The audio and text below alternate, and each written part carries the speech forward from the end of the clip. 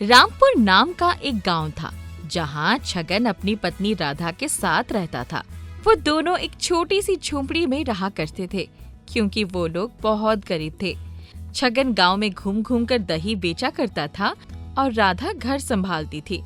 हालांकि राधा अक्सर बीमार रहा करती थी। ए जी, आप जा रहे हो क्या? चाय बना दूं? अरे पर तुम्हारी तो इतनी तबीयत खराब है, तुम लेटी रहो, मैं बना लूंगा चाय। मैं भी कैसी अभागिन पत्नी हूँ कि आपके ऊपर बोझ बनी हुई हूँ। अरे ये तुम कैसी बातें कर रही हो? अगर मैं बीमार होता तो क्या तुम मेरा ख्याल ना रखते? छगन चाय बनाकर पीता है और राधा को भी पिलाता है। फिर वो दही का पतीला उठाकर सिर पे रखता है और गांव में बेचने निकल जाता है। दही ले लो, दही, घर का जमाया हुआ ताजा ताजा दही। अरे भैया, आज के जमाने में ये वाला दही कौन खरीदता है भला? हैं? हम मिठाई वालों की दुकानों में फ्रिज है, हम फ्रिज में दही जमाकर बेचते हैं। हाँ मंगल भैया, आप सही कह रहे हो, पर मेरा ये दही बिल्कुल शुद्ध और ताजा है। आप लोग मिलावट करते हो। जा बेच ले अपना शुद्ध ताजा दही, नहीं बिकेगा। चल। छगन पूरे दिन घूमता रहता है पर सिर्फ एक दो लोग ही उसका दही खरीदते हैं। वो उदास होकर घर आ जाता है। क्या हुआ? अब बहुत परेशान लग रहे हैं। अरे क्या बताऊं, सब मिठाई की दुकानों पर फ्रिज में दही जम रहा है। अब ये वाला दही कोई खरीद ही नहीं रहा है। ऐसा ही चलता रहा तो हमारे तो खाने के लाले पड़ जाएंगे। आप फिक्र न करिए, दाने दाने पर लिखा है खाने वाले का नाम। आप मेहनत करिए, भगवान हमें जरूर खिलाएगा। राधा की बात से छगन को थोड़ा प्रोत्साहन मिलता है और वो अगले दिन फिर से दही बेचने निकलता है। पर उस दिन उसका एक्सीडेंट हो जाता है जिसमें उसका एक पैर टूट जाता है। हे भगवान, बस यही होना बाकी था। कंगाली में और आटा गीला हो गया। अब मैं दही बेचने भी नहीं जा सकता। अब घर कैसे चलेगा? काश मेरी तबीयत ठीक होती तो मैं कुछ कर पाती, पर मैं भी बिस्तर पर पड़ी हुई हूँ। पता नहीं भगवान को क्या मंजूर है। हे भगवान, हमारी मदद करो। छगन अब चल तो नहीं सकता था, लेकिन उसे अपना घर तो चलाना ही था। इसलिए वो अगले दिन दही लेकर अपने घर के बाहर बैठ जाता है और बेचने लगता है। उसके पास कोई ग्राहक तो नहीं आता, पर एक भिखारी आ जाता है और वो कहता है, भगवान के नाम पे मुझे कुछ खाने को दे दो। मुझे सबने दुक्कार दिया। अगर तुम भी मना कर दोगे तो मैं भूखा मर जाऊंगा। मैं तो खुद एक मजबूर इंसान हूँ। मेरे पास इस दही के सिवा कुछ भी नहीं है। लो, यही खा लो। भिखारी दही लेकर खाने लगता है और छगन से उसकी उदासी की वजह पूछता है। छगन उसे पूरी बात बताता है। तुम तो सचमुच बड़ी मुश्किल में फंसे हुए हो। अच्छा तो एक काम करो, ये लो, ये दही लेकर जाओ, अपने घर के एक खाली कोने में रख दो। भगवान ने चाहा तो तुम्हारे सारे गम दूर हो जाएंगे। दही को कोने में रखने से क्या होगा भला? वो तुम देख लेना क्या होगा, क्योंकि तुमने मुझ भूखे का पेट भरा है। तो मेरी दुआ है कि तुम्हारी हर मुसीबत हल हो जाए। छगन भिखारी की बात मान लेता है और थोड़े से दही को ले जाकर एक कोने में रख देता है। फिर जब वो बाहर आता है तो देखता है कि वो भिखारी जा चुका है। वो दिन तो यूं ही गुजर जाता है। मगर फिर अगली सुबह, ए जी, उठो उठो उठो, जल्दी उठो। अरे क्या हो गया? वो देखिए, जहाँ पर दही रखा था वहाँ पर तो एक फ्रीज रखी हुई है। अरे ये फ्रिज कहाँ से आई? क्या पता। छगन उस फ्रिज के पास जाता है और उसे खोलकर देखता है। वो ये देखकर हैरान रह जाता है कि उस फ्रिज में से एक दिव्य प्रकाश निकल रहा है और वो फ्रिज पूरी तरह से दही से भरी हुई है। ये फ्रिज तो जादुई लग रही है और इसमें तो दही भरा हुआ है। हाँ, मैं जादुई हूँ, जादुई दही की फ्रिज। हे भगवान, ये तो बोल रही है। क्या मैं कोई सपना देख रहा हूँ? नहीं, ये कोई सपना नहीं है। मैं जादुई दही की फ्रिज हूँ और मैं तुम्हारी सहायता करने आई हूँ। मेरे अंदर से दही लेकर खाओ और अपनी पत्नी को भी खिलाओ। अच्छा ठीक है, खाता हूँ। छगन जैसे ही उस फ्रिज में से दही निकाल कर खाता है तो उसका पैर एकदम ठीक हो जाता है और वो अपने पैरों पर खड़ा हो जाता है। ये तो सचमुच जादुई दही की फ्रिज है। इसके दही को खाकर मेरा पैर ठीक हो गया। लो राधा, तुम भी खाओ। हाँ हाँ लाइए, मैं भी खाकर देखती हूँ। छगन राधा को वो दही खिलाता है तो राधा को अचानक बहुत अच्छा महसूस होने लगता है और वो उठकर बैठ जाती है। अरे, आप सही कह रहे थे, ये दही तो जादुई है। इसे खाकर तो मुझे ऐसा लग रहा है जैसे मैं कभी बीमार ही नहीं थी। मैं तो एकदम तंदुरुस्त हो गई। हे भगवान, तेरा बहुत बहुत धन्यवाद। अब तुम्हें गांव में घूम घूम कर दही बेचने की जरूरत नहीं है। तुम मुझे अपने दरवाजे पर रखो और आराम से दही बेचो। मेरा दही कभी खत्म भी नहीं होगा। ठीक है। छगन ऐसा ही करता है और उस फ्रिज को अपने दरवाजे पर रखकर दही बेचने लगता है। लोग उसके इस जादुई दही की खुशबू सूंघते हुए उसके पास आते हैं और उससे दही खरीदने लगते हैं, जिससे उसकी बहुत अच्छी कमाई होती है। इस जादुई दही की फ्रिज ने तो हमारा जीवन ही बदल दिया। हाँ राधा। अरे अरे, ये क्या हो रहा है? लगता है भूकंप आ रहा है। हे भगवान, हम पर दया कर।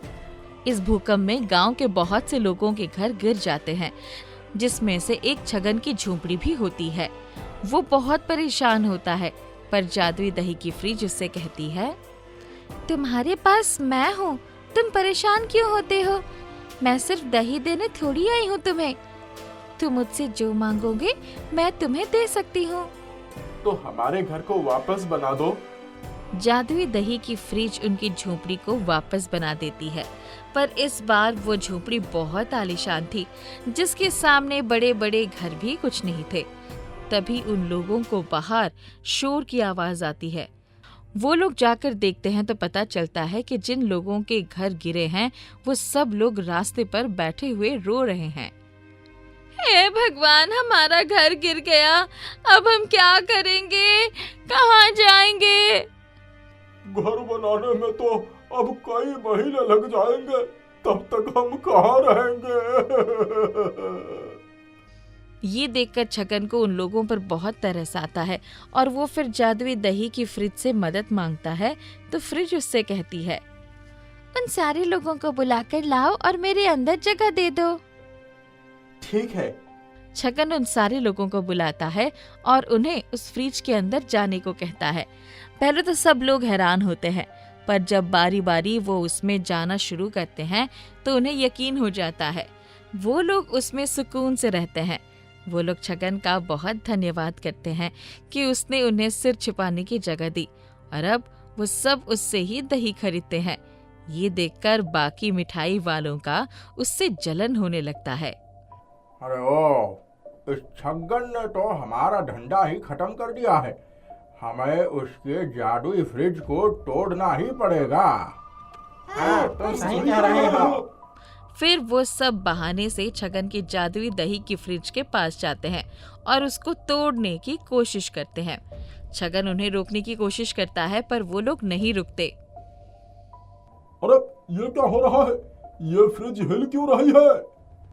ये मंगल फ्रिज को तोड़ने की कोशिश कर रहा है। हट जाओ सब, मैं इस फ्रिज का नामो निशान मिटा दूंगा।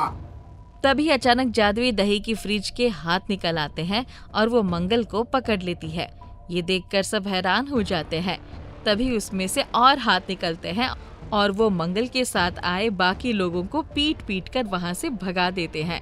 अंत में वो फ्रिज मंगल को बर्फ से लाद देती है और उठाकर पटक देती है, जिससे वो दुम दबाकर भाग जाता है और फिर वो कभी वापस नहीं आता और छगन हमेशा सुकून से रहता है। अरे मोहन, तुझे कल जो मैंने काम दिया था वो भी नहीं किया तूने, है? नहीं मालिक, मैंने तो कर दिया था। काम खत्म करने के बाद ही घर गया था। मुझे तो राजू ने बताया कि तुझे दिया हुआ काम उसने किया है। तेरा इस महीने का आधा ही पैसा मिलेगा, है? नहीं मालिक, ऐसा नहीं कीजिए। मैंने सच में काम खत्म कर दिया था। राजू को गलतफहमी हुई है। एक शब्द और मुंह से निकाला तो पूरे पैसे काट दूंगा, समझा? काम करना नहीं है, खाली जुम्बा चलती है? एक गांव में मोहन नाम का एक बहुत मेहनती और ईमानदार किसान रहता था। वो जमींदार लाला के यहाँ काम करता था, पर उसे उसके मेहनत के हिसाब से पैसे लाला नहीं देता था। राजू कपटी और चालाक था। हमेशा चिकनी चुपड़ी बातें बना के मोहन को फंसा देता था। मोहन दुखी होकर अपनी झोपड़ी में जाता है। बारिश हो रही होती है। उसकी एक प्यारी सी बेटी होती है जिसका नाम रानी होता है। रानी की माँ का देहांत हो चुका होता है। रानी बेटी, मैं घर आ गया। कहाँ है मेरी गुड़िया? रानी आकर मोहन के गले लग जाती है। पिताजी आप आ गए, भूख लगी है। मोहन अब खाना बनाने आता है। उसके चूल्हे पर पानी चू रहा होता है। मुश्किल से मोहन चूल्हे को बगल करता है, फिर पानी के लिए एक बाल्टी लगाता है, खाना बनाता है। मोहन और रानी साथ में खाना खाते हैं। चलो बेटी, अब सो जाओ। डरने की कोई बात नहीं है। तूफान कल सुबह तक चला जाएगा। बहुत तेज बिजली चमक रही होती है और तूफान भी तेज होने लगता है। मोहन सो नहीं पा रहा होता है। अचानक से उसकी झोंपड़ी हिलने लगती है। उसे खतरे का एहसास हो जाता है। वो जल्दी से रानी को गोद में उठाकर बारिश में बाहर आ जाता है। वैसे ही उसकी झोंपड़ी उड़ जाती है। हे भगवान, ये कैसा अनहोनी हो गया। अब मैं कहाँ जाऊंगा? रानी बिटिया को कहाँ सुलाऊं? वो मदद के लिए लोगों का दरवाजा खटखटाता है, पर कोई उसकी मदद नहीं करता। गांव में एक बहुत पुराना विशाल नीम का पेड़ होता है। आखिरकार मजबूर होकर वो उस नीम के पेड़ के नीचे जाकर रात बिताता है। सुबह होती है। रानी बेटी, उठ जाओ। उठो रानी। रात में रानी बारिश में भीग जाती है। सुबह उसे बहुत तेज बुखार चढ़ जाता है। वो आंखें नहीं खोल रही होती। वो डॉक्टर को बुलाता है। डॉक्टर साहब, रानी ठीक तो हो जाएगी ना? कोई परेशानी तो नहीं है? पानी में भीगने की वजह से उसे बहुत तेज़ बुखार हो गई है। मैं आपको दवाइयाँ लिख कर दे रहा हूँ। जल्द से जल्द इन्हें लेकर इसे खिला दो। बुखार और बढ़ जाने पर परेशानी हो जाएगी। मोहन दवाइयों की सूची देखता है। मोहन मदद मांगने के लिए लाला के पास जाता है। लाला अपने खाटिए पर बैठकर अखबार पढ़ रहा होता है। एक तो तू काम भी नहीं करता, ऊपर से मुंह उठाकर पैसे मांगने चला आया है। मेरे पास पैसे नहीं है, जा कहीं और भीख मांग। अरे हाँ, कल से काम पर मत आना है। तुम जैसे लोगों को मैं काम पर नहीं रखता। नहीं मालिक, थोड़ी दया कीजिए। मेरी बेटी का तबीयत सच में बहुत खराब है। रहम कीजिए मालिक। लाला उसकी एक बात नहीं सुनता। उसे काम से निकाल देता है और दुत्कार कर भगा देता है। मोहन निराश होकर वापस नीम के पेड़ के नीचे आ जाता है। वो रानी को पकड़कर रोने लगता है। तभी अचानक से नीम के पेड़ की जड़ के पास 2 रोटी आ जाती है। वो आश्चर्य में उनको देखता है। अरे, ये रोटी कहाँ से आई? अभी तो यहाँ नहीं थी। मानो कोई चमत्कार शक्ति यहाँ रख कर गई हो। इन्हें मैं रानी को खिलाता हूँ। मोहन उन रोटियों को रानी को खिलाता है। कुछ ही देर में रानी बिल्कुल ठीक हो जाती है। मोहन पेड़ को प्रणाम करता है। हे वृक्ष देवता, मैं आपको सत्य सत्य नमन करता हूँ। आपने मेरी बेटी की जान बचाई। तभी नीम के पेड़ से आवाज आती है। वो पेड़ जादुई होता है। मोहन, तुम दिल के बहुत साफ और ईमानदार हो। ये चमत्कारी रोटी इसलिए तुम्हारे लिए प्रकट हुई। तुम्हें चिंता करने की जरूरत नहीं है। मैं तुम्हारी सहायता करूंगी। तुम अपनी सच्चाई को कभी मत खोना। आपका बहुत धन्यवाद। मैं सदैव आपकी पूजा करूंगा। इस तरह से रोज मोहन को नीम के पेड़ के नीचे रोटी मिल जाती। वो उसी पेड़ के नीचे छोटी सी छत लगाकर रहने लगे। नीम के पेड़ की जादुई रोटी खाकर मोहन और रानी बिल्कुल स्वस्थ हो जाते हैं। एक दिन मोहन पेड़ के नीचे बैठा होता है। एक अम्मा वहां से गुजर रही होती है। वो अचानक बेहोश हो जाती है। अरे बूढ़ी अम्मा को ये क्या हुआ? अम्मा अम्मा! मोहन जल्दी से नीम के पेड़ के पास से रोटी लेकर अम्मा को खिलाता है। अचानक से वो उठ खड़ी होती है। अम्मा जी, आप ठीक तो हैं? अचानक से आपको क्या हो गया? आप गिर पड़ी? पता नहीं बेटा, अचानक से चक्कर आया और गिर पड़ी। सहायता करने के लिए धन्यवाद। अब मुझे ठीक लग रहा है। ये सब कुछ देख राजू हैरान हो जाता है। उसे ये चमत्कार दिखाने को कहता है, पर इस बार जब मोहन नीम के पेड़ से विनती करता है तब वहाँ कोई रोटी नहीं आती। मोहन भी हैरान हो जाता है। क्या झूठ बोलते हो भाई? मुझे लगता है तुम पागल हो गए हो। तुम गांव में रहने लायक नहीं हो। मैं अभी गांव वालों को तुम्हारी बातें बताता हूँ। राजू पूरे गांव में ये हल्ला कर देता है कि मोहन पागल हो गया है, उसे गांव से बाहर कर दिया जाए। मोहन बहुत दुखी हो जाता है। गांव वाले उसे सुबह तक वहां से निकल जाने को कहते हैं। रात में मोहन नीम के पेड़ के नीचे बैठे कहता है। रानी उसकी गोद में सो रही होती है। मैं अब क्या करूं? कहाँ जाऊं रानी को लेकर? मेरी मदद करो। तभी उस नीम के पेड़ में एक दरवाजा खुलता है। मोहन आश्चर्य से उस दरवाजे से रानी को लेकर निकलता है। उस पार एक बहुत खूबसूरत गांव होता है। वहां भी एक नीम का पेड़ होता है। वहां सब भले होते हैं। मोहन और रानी वहां खुशी से रहने लगते हैं। रोज मोहन उस नीम के पेड़ के नीचे कुछ समय बिताता है। तुमने मेरी बहुत मदद की है, बहुत शुक्रिया। वो नीम का पेड़ से बातें कर ही रहा होता है कि उसे अपने गांव से राजू की आवाज सुनाई देती है। हे भगवान, ये पूरा गांव बर्बाद हो जाएगा। ये कैसा महामारी फैल गया है। लोगों की जान जा रही है। इसका कोई इलाज भी नहीं है। अब हमारा क्या होगा? लाला तक इससे नहीं बच पाए तो हम क्या हैं? मोहन ये सब सुनकर चिंतित हो जाता है। वो नीम के पेड़ से कहता है, मेरे गांव वाले बहुत तकलीफ में हैं। तुम मुझे उन्हें रोटी देकर मदद क्यों नहीं करते? तुम्हारे गांव में सभी कपटी स्वभाव के हैं। मैं बस ईमानदार और सच्चे दिल वाले लोगों की मदद करती हूँ। इसलिए उस दिन राजू के सामने भी मैंने चमत्कार नहीं दिखाया था। वो दिल का साफ नहीं है। पर वो मेरा मित्र है। लाला मेरे अन्नदाता हैं। वो लोग परेशानी में हैं। मैं उनकी मदद करना चाहता हूँ। तुम मुझे उनके लिए रोटियां दे दो।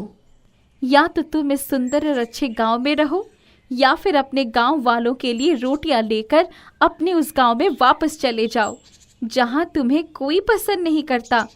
तुम्हें एक रास्ता चुनना पड़ेगा। मैं अपने गांव वालों के लिए रोटियां चाहता हूँ, जिससे गांव में सब ठीक हो जाए। सोच लो मोहन, तुम ये अच्छी जिंदगी उन लोगों के लिए त्याग रहे हो जिन्होंने तुम्हारा बहिष्कार करके गांव से बाहर कर दिया था। मैं उनकी मदद करना चाहता हूँ। ठीक है। नीम का पेड़ मोहन और रानी को वापस पुराने गांव पहुंचा देता है और उन्हें गांव वालों के लिए वो चमत्कारी रोटी दे देता है। मोहन सभी को वो रोटी खिला देता है। सभी लोग गांव में स्वस्थ हो जाते हैं। इसके बाद मोहन की सभी इज्जत करने लगते हैं। मोहन उन्हें जादुई नीम के पेड़ के बारे में बताता है। फिर गांव वाले उस नीम के पेड़ की भी पूजा करने लगते हैं। राजू और लाला मोहन से अपने बुरे बर्ताव के लिए माफ़ी मांगते हैं और आगे से सच्चाई और अच्छाई के रास्ते पर चलने की कसम खाते हैं।